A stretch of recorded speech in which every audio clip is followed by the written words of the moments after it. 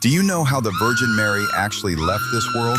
Legend says it was not just an ordinary death, but a moment when heaven itself came down to welcome her home. Because in the final days of her life, while she was still praying near Jerusalem, the Archangel Gabriel suddenly appeared to her and brought her a palm branch from paradise. It was not a word of comfort, but a clear announcement. 3 days later, her journey on earth would come to an end, and the Lord himself would take her to be with him. Even more striking is this: the apostles, who had been scattered in different places, were also brought back to Jerusalem one after another by God's arrangement.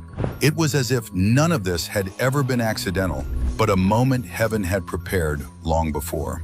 When Mary truly departed from this world, traditional accounts say the room she was in was suddenly filled with holy light. Then Christ himself appeared, surrounded by angels, to receive her soul. To those on earth, that moment looked like loss, but to heaven, it was more like a faithful servant finally being welcomed home. Later, the apostles buried her near Gethsemane, and during the burial, many miracles were said to take place. Some regained their sight, some were delivered from the bondage of evil spirits, and the sick were healed by touching her bier.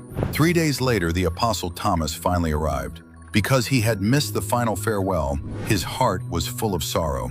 But when the tomb was open, only the burial cloths remained inside. Her body was no longer there. That night, when they prayed again, they heard songs from heaven and saw Mary rising in glory, surrounded by angels. Perhaps the most moving part of this story is not how great the miracles were, but what it reveals. For someone who truly belongs to the Lord, the end of life is never a fall into darkness, but to be remembered by heaven and personally received by the Lord. If this story moved you too, write Amen in the comments, and share this video as well to remind more people. For those who belong to God, leaving is not the end, it is going home.